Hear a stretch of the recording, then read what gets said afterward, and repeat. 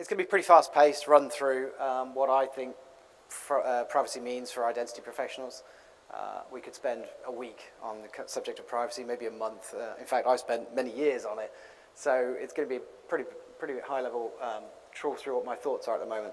This actually is the beginning of the privacy track. There are 3 sessions this morning, 3 sessions tomorrow morning that cover all kinds of interesting topics around privacy and delve into some of the details and the nitty-gritty of how you do privacy within the context of identity technology. So I'm not going to do that. That's for the speakers. I'm not going to get in their way. It's a great lineup, and please stick around for the whole track. I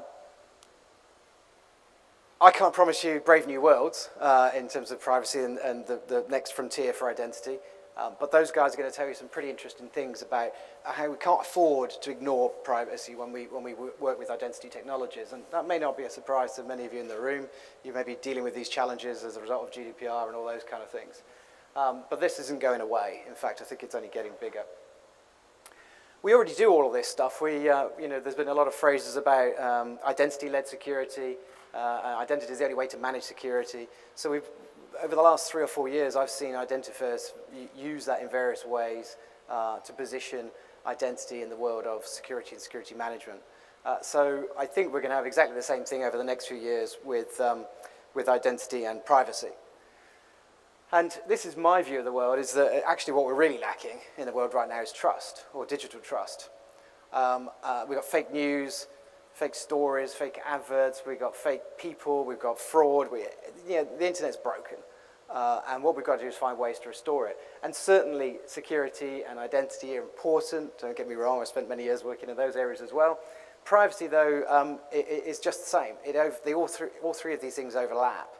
They're not the same domains. One domain doesn't dominate the other, but they do overlap. And those intersection points are really important for people to understand. If you combine that with governance, which is all about decision-making processes, transparency, and outcomes being what you might expect, then I think if you put those 4 things together, you've got the pillars for what we can do to create a better level of digital trust. And as a last thought on that slide, I think, as we think about our careers, why won't there be chief trust officers in the future? We've got chief privacy officers, we've got chief information security officers, we've got data officers, we've got chief identity officers now. I think the next thing is chief trust officers that will bring all these together. So that's not a bad thing if you're thinking about what you might do in the next 5 or 10 years of your careers. All right, I can't use anything to do with trust without a slide like this, mostly because I think the slide's cool. But it's absolutely true to say, yeah, it's okay to trust people, you still need to verify things. And of course, as identity professionals, that's what we know about probably best. How do you verify those credentials? So that doesn't go away. All right, privacy. What do we mean? Well, in reality, privacy is about the right to be left alone, in my view. If you bring it back to basic human things, I think there's a great guy called Alan Weston wrote one of the very first books in the 60s that really thought about privacy and what it meant in our daily lives, and it's still relevant today. He talks about 4 components, and the 4 components are the ways in which we can do harm through breaching people's privacy. The first one is intrusion. So just people coming into your lives, telling you what to do, messing around with decisions, that kind of thing. The intrusion, the fact that, hang on, this is my time, I want to be left alone. It's a bit like going to a public bathroom and seeing there are no doors on the stalls, right? I mean, you feel uncomfortable, this intrusion. So that's one very important aspect. The next is collection. Do we over-collect? Do we collect more data than we need? How do I feel when I fill out that massive, great form asking me all kinds of things about my, sexual preferences and gender, how I choose to identify, all these things, just to buy an online, buy a patio table and chairs.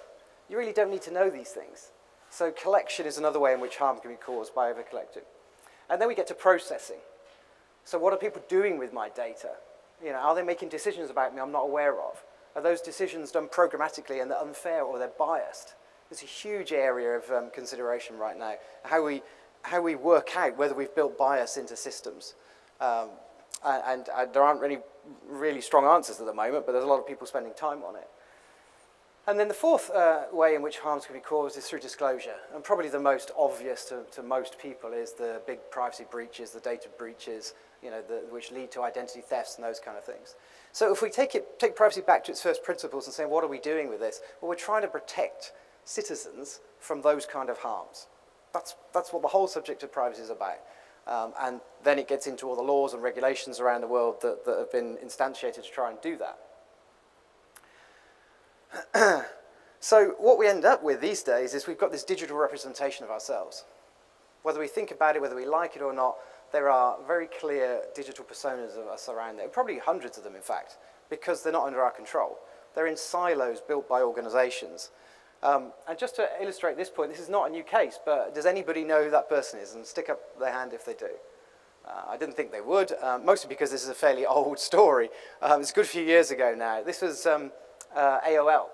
And AOL released some data, and they were trying to prove that that their services were secure and all this kind of thing. So they released this data and they anonymized it to show that it was safe. And that was that person's moniker, if you like, their pseudo-anonymous identifier. Unfortunately, though, with a pulling together of data sets from around the world, it really wasn't very difficult. Oh, I don't know why this advances automatically. It wasn't very difficult to work out. It was Thelma Ahmed. She lived in Georgia. She had numb fingers, apparently, from typing too much, probably. She liked single men, around about 60 years old, and she had a dog that urinates everywhere. There was many more things, but they were just sort of the headlines.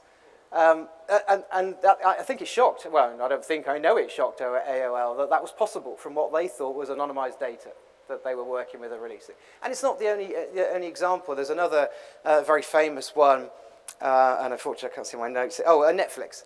Netflix did the same kind of thing. They had a research study, and I think it's by knowing 2 movies that you've recommended at any point, or 2 movies that have been recommended by an online identifier, you can work back and find out exactly who that person is. We haven't got time to go to the mechanics of how that happens, but it's really very easy to re-identify data, and that's another big aspect of what we're facing here. So what we end up with is we've got digital DNA out there. And you don't need very much of this DNA before you start to compromise somebody's privacy and uncover who they really are. And then all kinds of things about that person that they probably never wanted you to know and probably never even realized you could know. And there's some really quite fascinating studies done on this as well. Now, this is an artist. I forget which country in Europe she comes from, but a European artist who went around the streets picking up discarded gum and sometimes cigarette butts as well. And what she could do from that gum was create a picture of someone's face. Don't ask me how she does it, very clever, but it's basically the same process as the AOL and the Netflix examples. And she took it one step further. It's fascinating. I heard her speak at a privacy conference last year, that she got so fascinated by this that what she did was an experiment to ask somebody from one of the areas where she picked the gum up from the street, ran this fake, basically, medical trial to send a swab in from your mouth, and it's going to help with genetic research and this kind of thing. And what she did was recreated the faces from those samples, and she had a little bit more information from those, like a postcode from where the letter had been sent, where it had been posted from. And when she got a pretty good match of faces, she was intrigued, and she wanted to know if she could actually go back and find that actual individual. And again, through a series of steps of identifying people through postcodes, geolocation, sitting in coffee shops and waiting till people, a bunch of techniques, she actually found the person whose that anonymous sample was. And it's quite shocking that people can do that. She was very lucky, I think, that person took it in good faith and is happy to have the story told without any names being mentioned. But I think some people might react very differently. So what I think that means is that privacy, as much as anything, starts to get into ethics. There's a lot of parts of the law that you can really, if you've got good lawyers, you can think about where the holes in the law are, where you can manage around the edges. So you can make it so that, yes, you can do things with people's data, but should you be doing them? It's a very different question, can or should. And I think we've got a lot of work to do around the whole question of data ethics. I think that's going to be a big theme going forwards.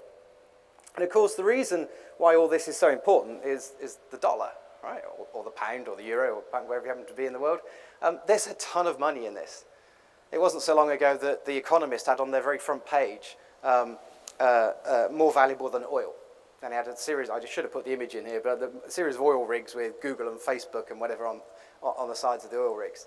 Data is now more valuable than oil, and that means there's an awful lot of companies that are trying to do as much as they possibly can with it to monetize it.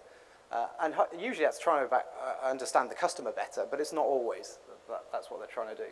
And I think this phrase, I'm sure you've all heard, it still rings true, that if you're not paying for a product, then you are the product. That's a classic thing people say about Facebook. I think it's becoming more well known, hopefully pretty well known to people in this room, but it's not known to an awful lot of sort of regular day-to-day men, women, children in the street. And this is still an area where I think there's an awful lot of danger. I mean, at the moment, I love this slide because I think this is exactly what's happening. Our privacy is being shredded. We don't really have any privacy online. And even if we did, it's very hard to control. The classic phrase that comes about that I always hear is nobody cares about privacy. They give their data to Facebook. They post all their photos on Instagram. You know, people want free stuff. They want their free Google account. I don't know about this. My personal view is people don't understand the harms and the risks well enough to be able to make an informed judgment. And I think if they did, there'd be much more of this balancing going on around security and privacy. And I say security and privacy. There's another common misconception, I think, that you trade off privacy for security. That's not true. You can have security and privacy if it's done well. But at the moment we're asked to come up with some decision around this trade-off between utility and security and privacy. You know, what am I prepared to give up in order to have an easy experience, a smooth customer experience, or some concept of value? And I don't think that balance is quite right at the moment because of a lack of education. I think the thing on the corporate side that you can say is broken as well is that corporates spend a ton of money managing bad data. They make bad decisions from it. They have to keep it up to date. They have to store it all. Smart companies are starting to realize that actually user curated data is much more valuable to them because it's more up to date, it's more accurate. And sometimes, actually, if we can get the data out of the corporate and into some local data store, then perhaps it's even cheaper for them to manage. There is no management or overhead cost. And actually, your privacy requirements start to come down. So I think we're going to see an increasingly big shift to this movement of data to distributed stores, probably personal data stores. And there are some companies making big strides on that right now. I mean, even iCloud, you can think of like that. But there are a lot of startups that are trying to do more integrated propositions here. In the UK, we've got one called DigiMe. There's plenty of others, but they don't all roll off the top of my head right now. So these individual stores, I think, are going to become a much bigger thing. The problem we have, though, with these is that at the moment, they're basically on-off model. You can put all your data in there, and then you can make it available to people. But you're making all of it available. There is no fine-grained permissioning. And we see some of this with the sessions this week, and you might have been to some on the open banking law that's going on around Europe at the moment. It basically just says, you know, you can give somebody access to your account and the data in it. And the protocols that have been developed are pretty much turning on a tap. Once you say, yes, you can have access to my Barclays bank account, you get all the transaction data. How do we build better control and permissioning into this? Because I don't think that's what users are necessarily expecting when they say, oh, yeah, it'd be really cool if this website could get access to my bank account. It makes life easier. Actually, at that point, I was going to try and do something clever, so we'll see whether this works. And if not, I'll stop being clever. Actually, I was never very clever to start with. Right, where are we? I love this. It's an example. I don't have any interest in this. I was in a seminar at Cambridge University recently. The advertising is terrible. CEOs keep selling off our democracies. I'm not even sure it works all that well. I mean, I'm kidding. Surely! We love the internet. Look at what you can do today. But at what cost? Do you run your internet, or does your internet run you?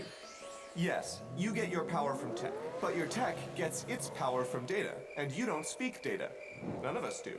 Your phones and your maps and your watch, they speak data. But those things are built by companies. Apple has your locations, Facebook knows your family, and Google gets your search. Are you sure those companies work for you? A few years ago, 7 UK university professors took a few £1 million, some big-name investors, and a groundbreaking team, and they came up with a plan to give some of the internet back to the people. They call it the Hat Microserver. It's a database with a computer brain that you can own for yourself. It speaks data, which means you can speak data. Hats pull all the information you give your calendars, phones, and social networks and puts it somewhere you control. Its computer brain then studies your data, still privately of course, and it learns to speak data to companies whenever you want it to. Soon you'll stop creating user accounts on apps and websites. Your hat will be the only account you need. That makes business customers pay attention. Some of ours are building the future of everything with Hat microservers, from streaming to smart cars, because now they can ask you for data directly. Most tech companies don't want to be creepy. They want to sell shoes, or give you directions, or deliver your shopping. When you have a hat, they can do it without stalking you. So help us try to keep the boardroom out of our bedrooms. Get yourself a hat. The more people get hats, the better the apps will be. The better the apps, the more people will get hats. That's how we change the internet. And invest with us in this technology that will power the future. Technology that puts people at the hub of all things. Wow, seems like that worked. So some exciting things going on. That's one of them. I was at this seminar at Cambridge University. I have the pleasure of speaking to the people who invented that. I actually met them about 4 years ago when this was just a glimmer of an idea. And I thought, yeah, guys, you've got a long way to go with that.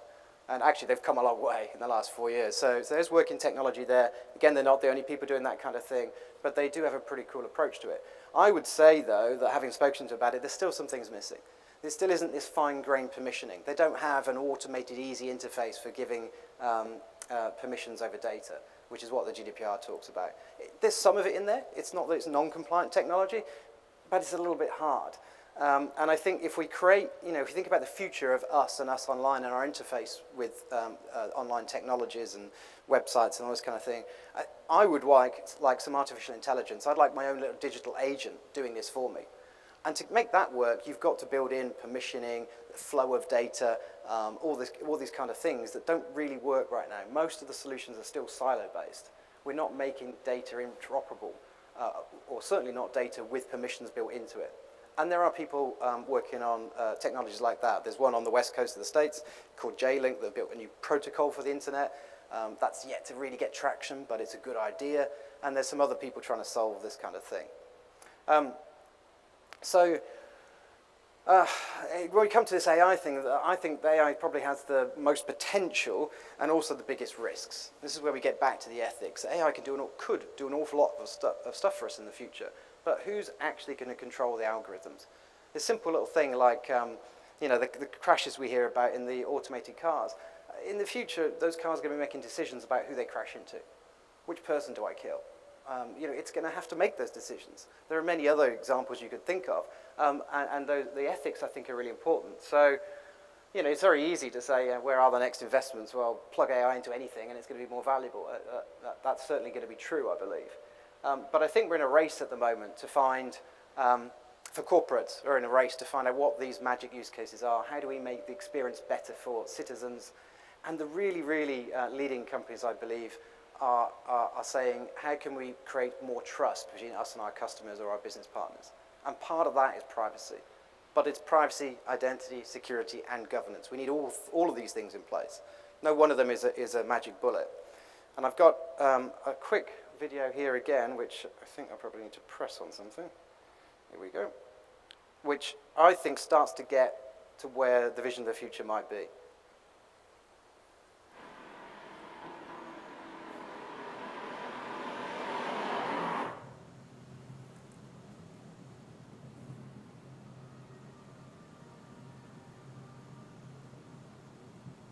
Jarvis, find me an £8,000 loan for my home renovations.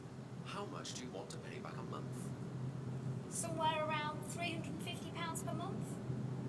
I'm opting in your credit report, telephone records, and utility records as standard, so we get the best deal.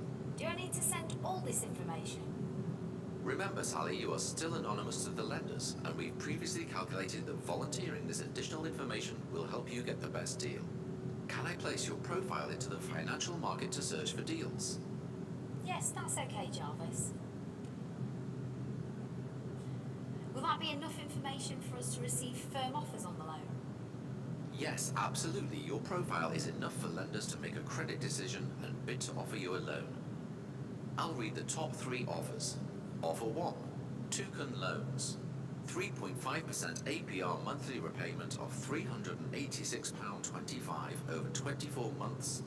Total repayment £8,832.50. Offer 2. Of £298.35 over 30 months. Total repayment £8,320.50. Offer 3. Do you want me to go through more? No thanks. I like the second one, Jarvis. Okay, please let me know if you're happy to proceed. Yes, please. The money will be transferred to your account immediately. Great. Jarvis, put on my Friday playlist.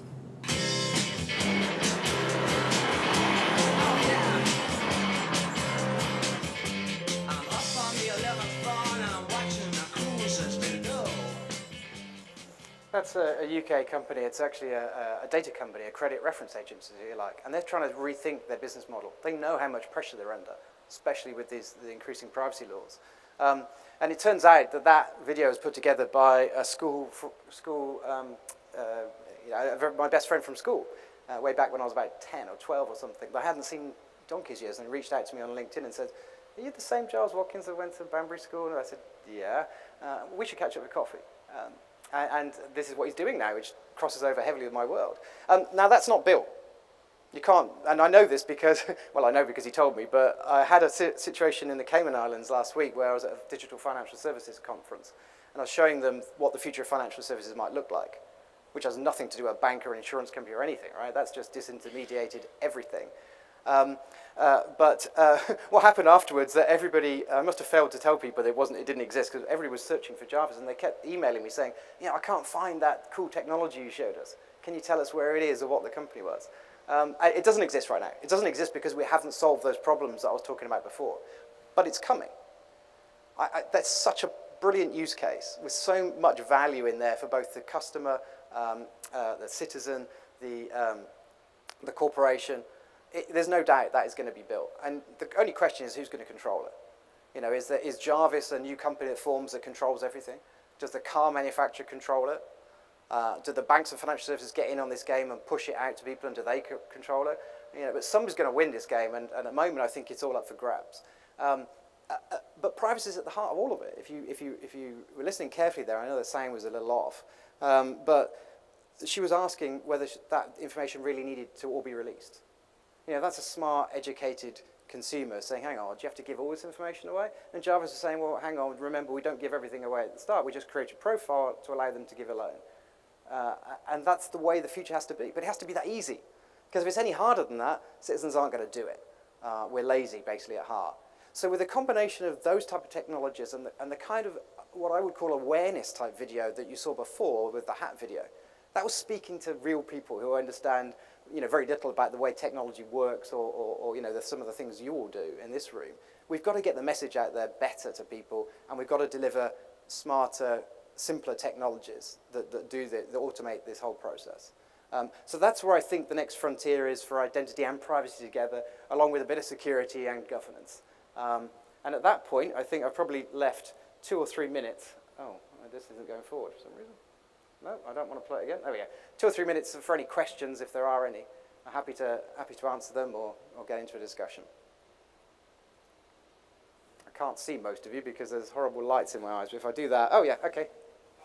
So with the current awareness given GDPR and its definitely representation, how do we keep it? It's a really great question. Anybody who couldn't hear it said there's a much higher level of awareness because of GDPR. There is and there isn't. There's a huge amount of awareness in companies that think they're going to get fined 4% of global turnover. Right? And that's usually done by scaremongering from consultants and a bit of their legal counsel. So there's quite a lot of awareness now. What it's led to is absolutely horrible ways of going in and setting commissions across. I went to a football, soccer news site the other day and was asked to put permissions in. And when I clicked down a bit and bothered to go and look what was under the bonnet, I got this big long list of over 200 companies in the digital marketing ad tech space. And I had to go and check every single one. No, you can't have it. That's just horrible. It was even worse. When I went back to that site 2 days later, I got a page that said, are you okay for us to have your information so we can keep serving you ads? If not, manage your permissions. So the default was, when you go back to the site, if you click OK, you're giving them everything. The default wasn't, you're going back to the permissions that I set just 2 days ago. And technically, that's probably compliant. None of this is tested in the courts yet. But that's horrible. And there is, I think, very little awareness in the general citizen population that that kind of thing is happening, or would understand that there was a problem with that. You have to be paying attention. So I think the corporations are going to continue to pay attention for as long as they think there's a risk. And if they think the solutions they've rolled out now take away the risk, they'll move on to something else. If citizens start to understand this and apply pressure, and there's an awful lot of groups being led. There's one in Europe led by, I'm going to forget his name now. Oh, he's an activist guy. Can't think of his name. But he's trying to raise class action lawsuits against Google, Facebook, and I'm sure he's planning on many others. And he's doing that in a very public, a very citizen-friendly way to try and create this awareness of what's going on. And actually, the citizens have some power now under GDPR. They just need to know how to execute that power. So I think it's a great question that, how do we keep that awareness going? I would say smart companies ought to be educating their customers because coming back to one of the early slides, I think trust will win. Those companies that create the most trust creates the best relationships and the stickiest relationships with their customers. And that's what you want at the end of the day. That's much easier to monetize than having to go and search for new customers all the time. That's a great question.